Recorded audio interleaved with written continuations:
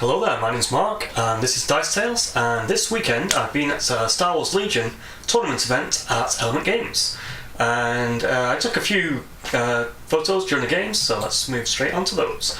My first game was versus Jay at Tabletop Oddity, who's a fairly local player. You've seen him in my other videos, and this is the layout of a Endor board, and because he took a 2-speeder airspeeder list, I sort of brought 2 lists with me. This is a thing that came from my Infinity gaming days, where you have 2 lists. But with Star Wars Legion, once you pick a list, you have to keep it through the rest of the day. Because he had 2 airspeeders, I thought I might as well play a 2 airspeeder list as well. And let's get this a little bit X-wingy. So 2 airspeeders versus 2 airspeeders, Rebels versus Rebels on a compact tree-filled Endor board. I also brought 2 RT walkers with flamethrowers, and just the three troops, and the Rebel Specialist Commander, who's the cheapest option, who sort of enables you to bring these 2 airspeeders. He, however, opted for no walkers, but Luke and his 3 units of core troopers. So next few pictures. This was the game to the left of us on a Tatooine board. That looked like Imperials versus Rebels with 2 walkers.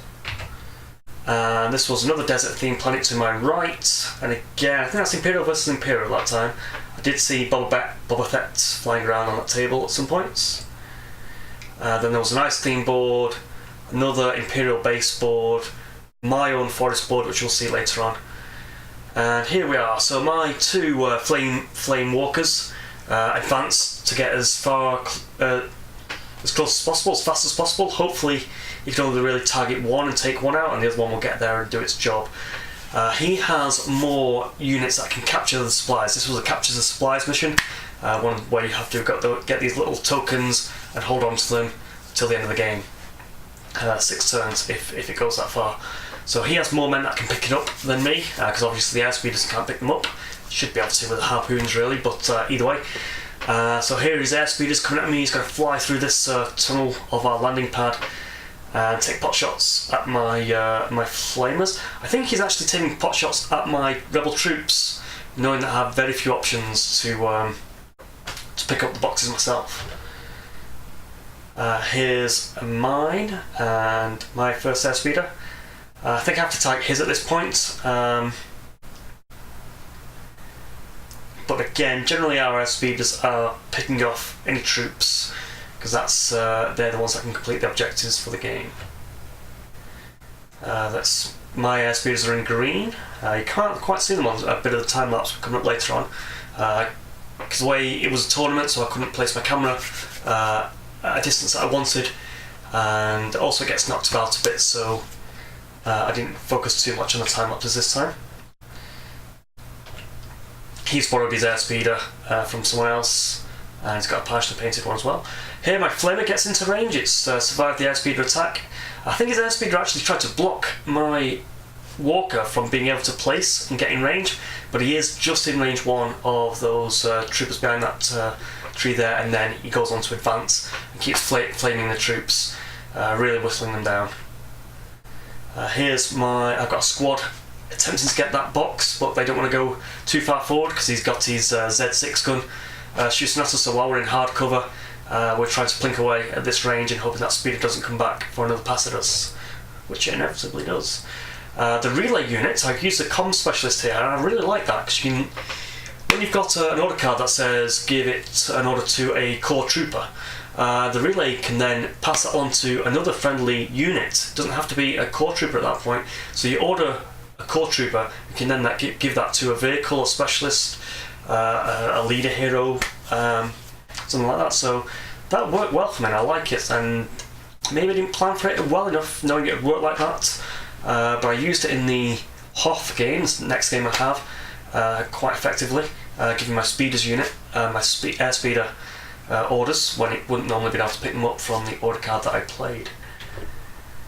So they were just moving into hard cover and plinking at the Rebel Corps on the opposite side of the table there.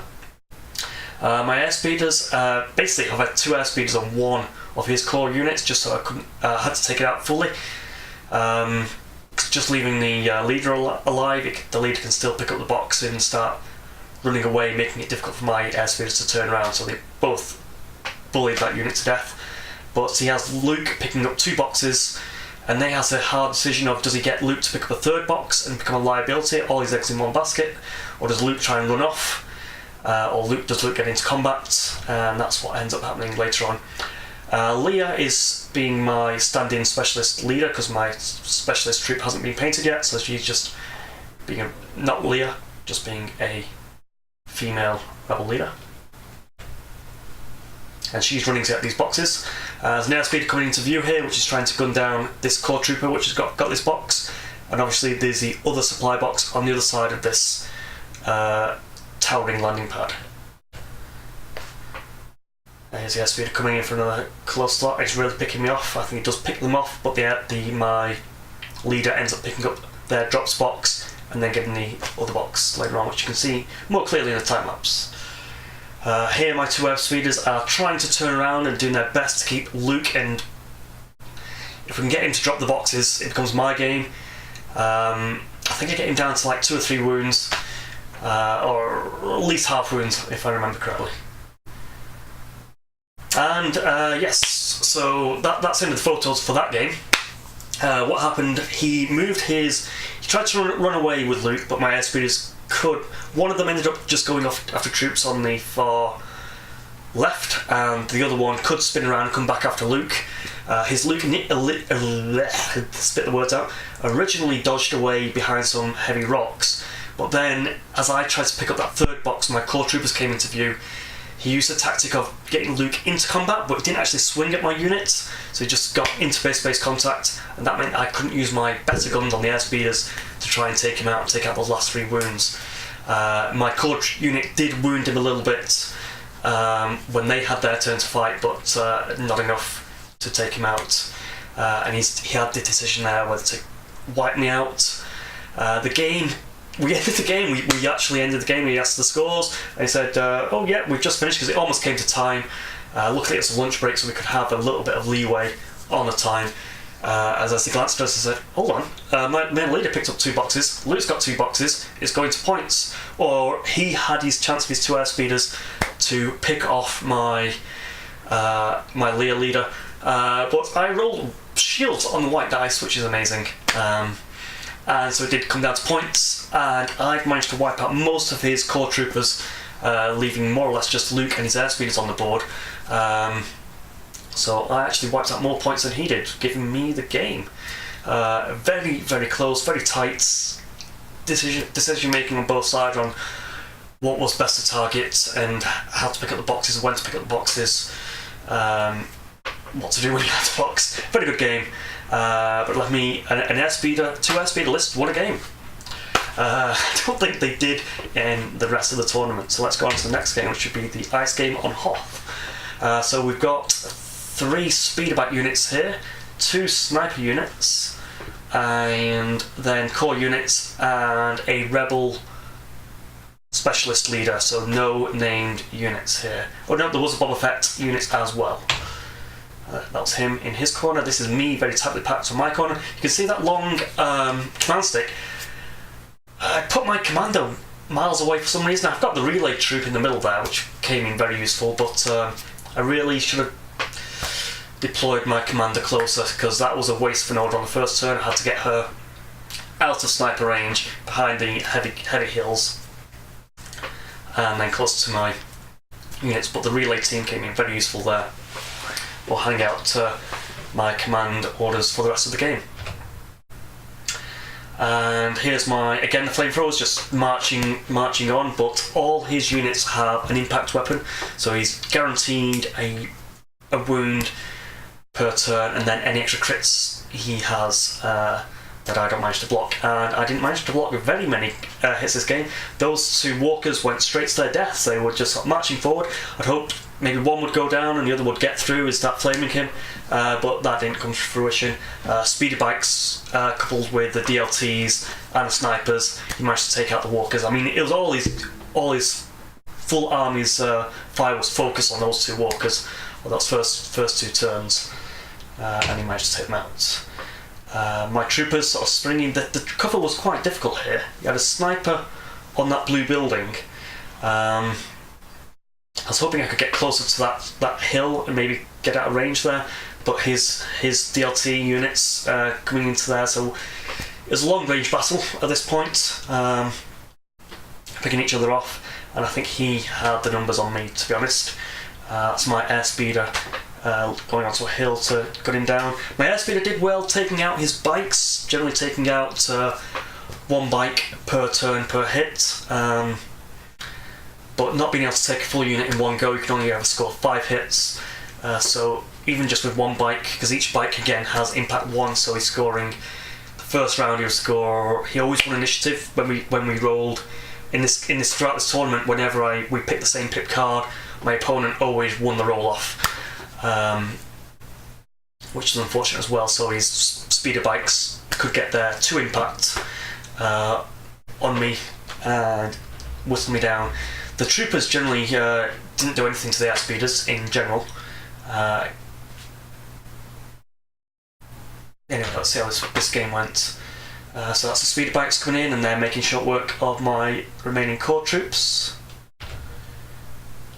The airspeeder going around the back. I was hoping to maybe pick up his snipers and just head it straight down the back, spin around, but he had a core troop unit there, so I ended up battling that down into his snipers.